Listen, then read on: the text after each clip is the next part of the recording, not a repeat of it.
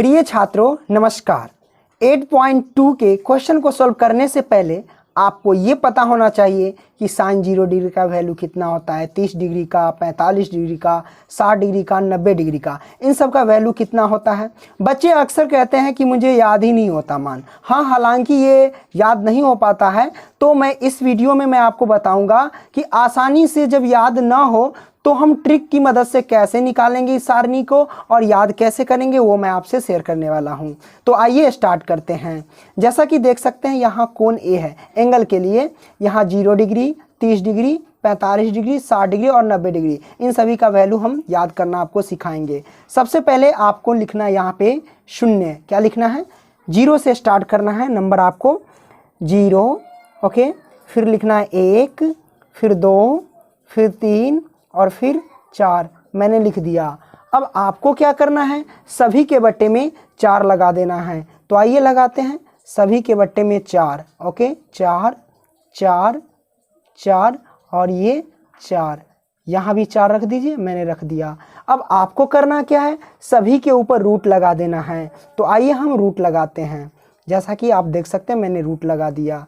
इसके ऊपर भी रूट लगाइए और इसके ऊपर भी रूट लगाइए, ओके। सभी के ऊपर आपको लगा देना है रूट, ठीक है। यहाँ मैंने लगा दिया।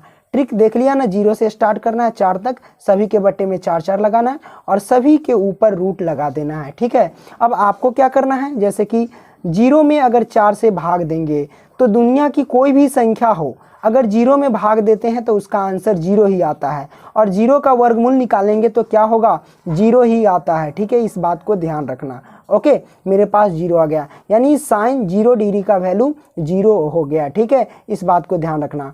1/4, अब 1 का वर्गमूल, ये जो वर्गमूल, रूट का मतलब वर्गमूल ज्ञात करना, तो 1 का वर्गमूल निकालेंगे तो क्या होगा, 1 ही होगा, ठीक है। और नीचे 4 है, 4 का वर्गमूल निकालेंगे तो कितना होगा, 2 होगा। तो मैं लिखा 2, यानी साइन 30 डिग्री का वैल्यू हुआ 1/2।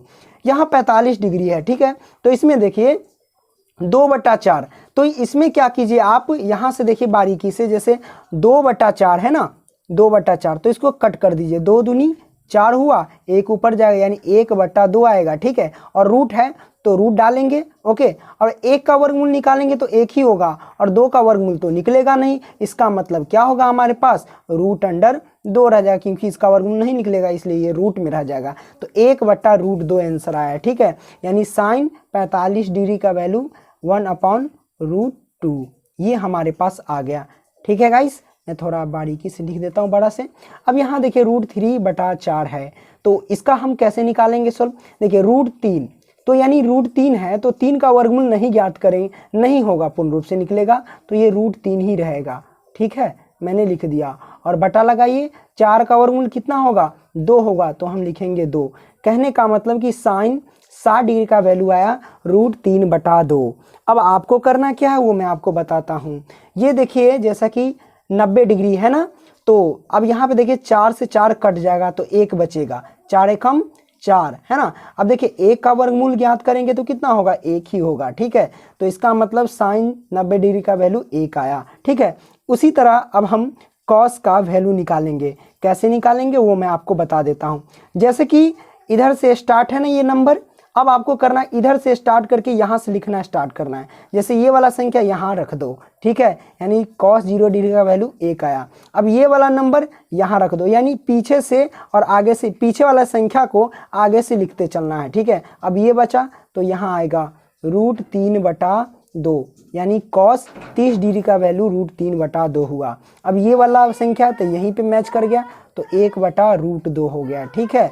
अब ये वाला संख्या बचा तो यहाँ आ जाएगा 1/2, मैंने लिख दिया। अब ये 0 है तो 0 को यहाँ लिख दीजिए, मैंने लिख दिया और ये मान पुट हो गया, ठीक है। अब यहाँ से देखिए tan a का वैल्यू कैसे निकालेंगे, तो आपको पता होगा प्रिय छात्रों कि tan a यानी tan थीटा का सूत्र जो होता है वो होता है साइन थीटा, ओके, बटा में कॉस थीटा, ये सूत्र होता है। तो साइन थीटा का वैल्यू और कॉस थीटा का वैल्यू, जो साइन थीटा का वैल्यू है उसमें कॉस थीटा के वैल्यू से भाग देना है। कहने का मतलब है कि ऊपर वाले की संख्या से नीचे वाले से भाग देना है। यहाँ जितने भी ऊपर वाला संख्या है उसमें नीचे वाले संख्या से भाग देना है, ठीक है। तो आइए हम भाग देते हैं। तो प्रिय छात्रों, अगर हम जीरो में एक से भाग देंगे तो क्या होगा, है ना, यानी ऊपर वाले संख्या को नीचे वाले संख्या से भाग देना है। तो जीरो में देखिए, जीरो में भाग देना आपको एक से, है ना। तो याद रखना, जीरो में दुनिया की किसी भी संख्या से भाग देंगे तो हमारे पास जीरो ही आएगा, है ना। तो हमारे पास 10 जीरो डिग्री का वैल्यू जीरो आया, ठीक है। अब देखिए 1/2 में √3/2 से भाग देंगे तो क्या होगा। तो ये दो नीचे है और ये भी दो नीचे, आपस में कट जाएंगे। कैसे, वो मैं आपको क्लियर करके बता देता हूँ, ठीक है। जैसा कि आप देख सकते हैं 1/2 में भाग देना है कितना से, तो √3/2 से, है ना। तो बट्टा का मतलब क्या होता है, भाग होता है। जैसा कि 1/2 है तो 1/2, और भाग को गुना में पलटेंगे, तो गुना में पलटेंगे तो क्या होगा, 2 ऊपर जाएगा और √3 नीचे आएगा। तो ये 2 से 2 कटेगा तो 1 हमारे पास बचेगा और नीचे क्या बचेगा, √3 बचेगा, यानी 1/√3 बचेगा, ठीक है। तो इसका मतलब जब इसमें और इसमें इससे भाग देंगे तो क्या है हमारे पास 1/√3, तो वो हम लिखेंगे 1/√3। ये तो आप डायरेक्ट भी बोल सकते हैं कि 2 से 2 कट जाएगा तो ऊपर 1 लिखेंगे और नीचे ये √3, तो √3 लिख देंगे, ठीक है।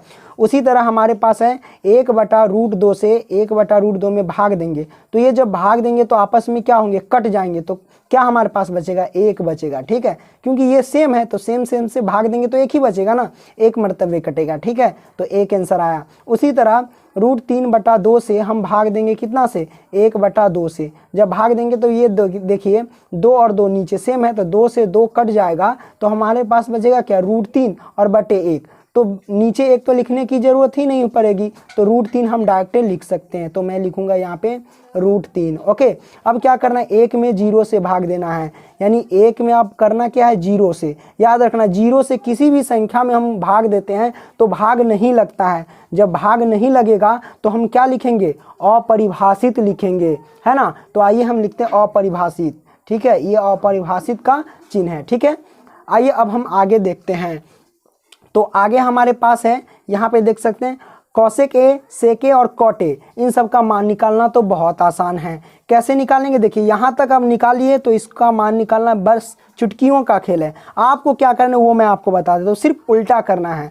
साइन थीटा का उल्टा होता है कॉस थीटा, ठीक है। तो इसका मतलब 0 का उल्टा करेंगे, तो 0 का उल्टा कैसे करेंगे, है ना। तो वो देखिए, जब भी आपको मैं बता दूं कि 0 का जब भी उल्टा करें ना तो समझ जाना कि 0 का उल्टा अपरिभाषित होता है। कैसे होता है अपरिभाषित, वो मैं आपको बता देता हूँ, ठीक है।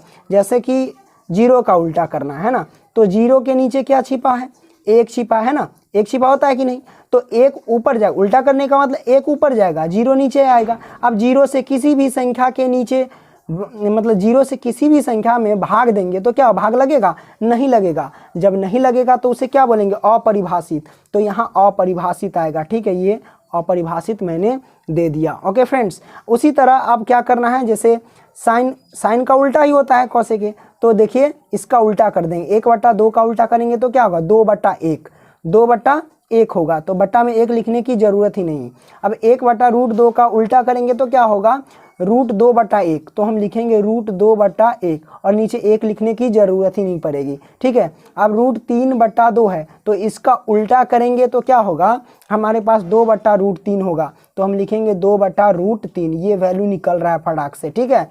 अब देखिए यहाँ पे 1 है, अब 1 का उल्टा करेंगे तो क्या होगा, 1 ही होगा ना, क्योंकि 1 के नीचे 1 छिपा आता है। 1 का उल्टा 1/1 ही होगा, तो हम डायरेक्ट लिख सकते हैं 1 का उल्टा क्या हुआ फ्रेंड्स, 1 हुआ हमारे पास, ठीक है। मैंने लिख दिया। अब यहाँ पे देखिए सेके, अब सेके किसका, यानी कॉस ए का उल्टा सेके होता है, ठीक है। यानी कॉस ए का जो भी वैल्यू है ना उसको उल्टा कर देना है सेके में। तो 1 का उल्टा यहाँ पे करेंगे तो क्या होगा, 1 ही होगा, ठीक है।